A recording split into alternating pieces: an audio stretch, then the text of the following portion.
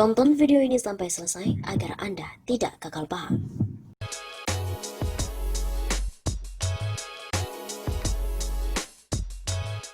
Bushro ungkapkan bahwa SBY ini tidak represif dan seganas Jokowi.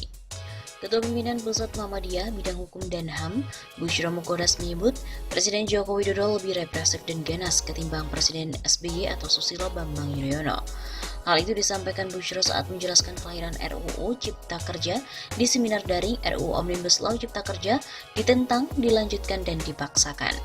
Acara ini digelar oleh Ilmu Pemerintahan Universitas Muhammadiyah Yogyakarta atau UMY pada hari Jumat 7 Agustus dan disaksikan di kanal YouTube kampus tersebut pada hari Sabtu 8 Agustus. RUU ini lahir di era Jokowi yang seorang sipil bukan militer. Kalau saya bandingkan dengan SBY, dia jenderal cerdas, tapi masih punya tepos liro atau tenggang rasa. Dia tidak represif, seganas seperti yang sekarang. Begitu kata Bushro. Mantan Ketua KPK ini pun mempertanyakan perbedaan Jokowi dan SBY. Mengapa Jokowi yang sipil seperti itu bisa punya kekuatan powerful? Siapa di belakang dan di sekitarnya? Garis besarnya elit oligarki dan elit bisnis yang namanya sering beredar. Bushro semula juga menjelaskan saat ini segitiga negara, masyarakat sipil dan juga sektor swasta timpang. Kekuatan masyarakat sipil itu sekarang kecil dan jauh pengaruhnya terhadap negara. Justru yang dekat dengan negara adalah sektor swasta, taipan-taipan. Menurutnya, perselingkuhan terbuka antara negara dan swasta ini berpengaruh pada politik legislasi sehingga muncul sejumlah undang-undang anti-demokrasi, seperti Undang-Undang KPK, Undang-Undang ITE, dan Undang-Undang Mineral serta Batu Bara. KPK dibikin serok, Undang-Undang Minerba pengesahannya tertutup dan cepat abaikan masyarakat sipil. Undang-Undang ITE pasal 27-28 itu untuk menggebuk aktivis. RUU KUHP pada 5-6 pasal yang sangat represif. Ngeri sekali. Begitu lanjutnya. Untuk itu, ia mempertanyakan politik legislasi anti-demokrasi yang lahir di masa kepemimpinan sipil Presiden Jokowi. Sejumlah undang-undang itu pun wujud pelanggaran prinsip hukum, termasuk Undang-Undang Dasar 1945. Artinya, pemerintah sekarang ini sedang asyik dengan pembangkangan konstitusi. Politik legislasi anti-demokrasi itu membuat segitiga timpang makin membusuk. Negara dimasuki sektor swasta. Begitu besar pengaruh sektor swasta terhadap kebijakan pemerintah dan semakin kecil peran masyarakat sipil. Bushro juga menyebut produk-produk hukum itu menunjukkan negara makin tidak berdaya menghadapi gerakan sektor swasta. Mereka mempengaruhi pejabat-pejabat sehingga menggunakan menjual belikan serta menyalahgunakan pengaruh sebagai jabatan, termasuk dalam penyusunan RUU. Ia pun mengajak mahasiswa dan aktivis kampus bergerak setelah langkah PP Muhammadiyah menolak pembahasan RUU Cipta Kerja jika didesain untuk mengabaikan masyarakat sipil dan menggelar karpet merah untuk investor asing. Saya optimis kampus di Jawa bisa mempelopori deklarasi bersama. Ini akan punya pengaruh psikopolitik ke pemerintah.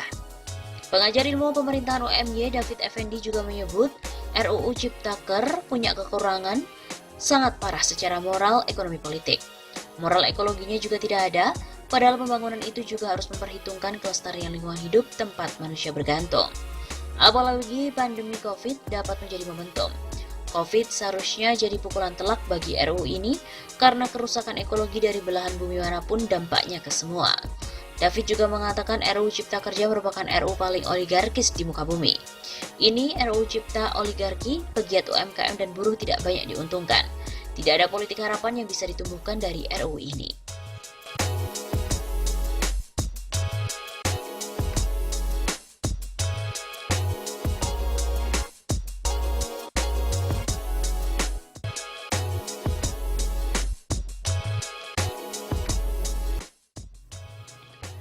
Survei LSI mengatakan 76% pemilih Jokowi Ma'ruf mengatakan ekonominya semakin memburuk. Perekonomian masyarakat Indonesia anjlok lantaran pandemi COVID-19, terutama bagi warga yang berada di zona merah. Hal itu terungkap dalam sebuah hasil riset yang dilakukan oleh LSI dan JA. Tercatat sebesar 74,8% publik mengatakan bahwa kondisi ekonomi mereka saat pandemi virus corona lebih buruk dan bahkan jauh lebih buruk dibandingkan masa sebelum COVID-19. Hanya 22,4% yang mengatakan bahwa kondisi ekonomi mereka tidak berubah dibandingkan dengan masa sebelum COVID-19. Dan hanya di bawah 2,2% yang mengatakan kondisi ekonomi mereka lebih baik. Ujar peneliti LSI DNJA Ardian Sofa saat merilis hasil survei bertajuk Kecemasan Publik di Zona Merah pada hari Selasa 7 Juli.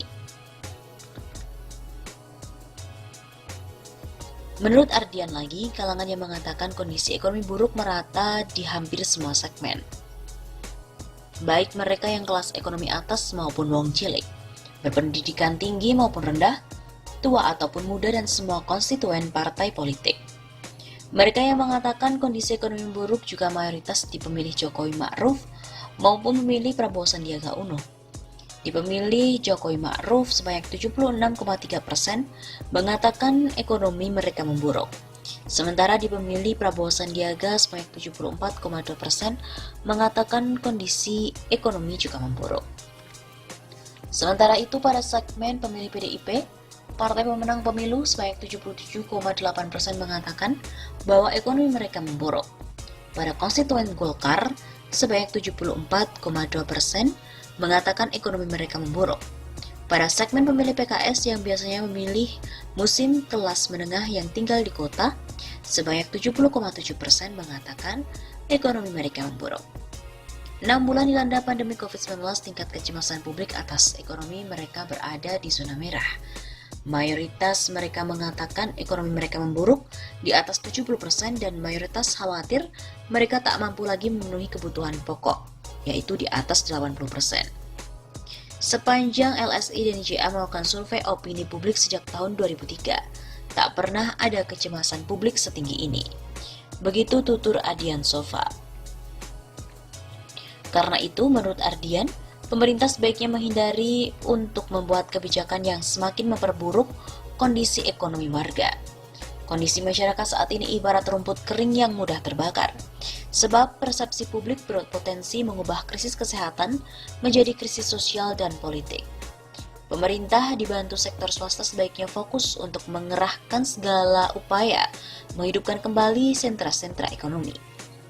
Diketahui survei tersebut dilakukan oleh LSI DNJA secara tatap muka pada 8-15 Juni 2020, menggunakan 8.000 responden di 8 provinsi besar di Indonesia, yakni DKI Jakarta, Jawa Barat, Jawa Timur, Jawa Tengah, Banten, Sulawesi Selatan, Sumatera Utara, dan Provinsi Bali. Sementara margin of error sekitar 2,05%, survei juga menggunakan riset kualitatif yaitu analisis media dan in-depth interview untuk memperkuat temuan dan analisisnya.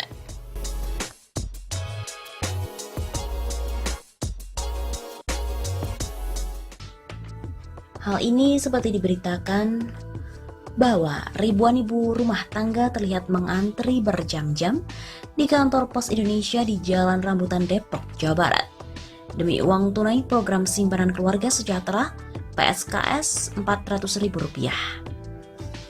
Nur, 48 tahun, seorang warga Pancoran Mas, mengatakan sangat membutuhkan dana tersebut. Katanya sekarang semua mahal, apa-apa mahal, cabai pun juga mahal. Begitu katanya pada hari Senin. Kata Nur, kenaikan harga bahan bakar minyak membuat hidup semakin sulit. Seluruh biaya kebutuhan hampir dipastikan melonjak.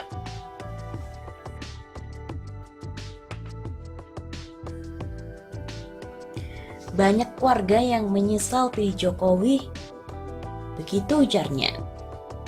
Warga lainnya, Daryono, mengatakan uang Rp400.000 yang dibagikan pemerintah bisa saja habis dalam sekejap.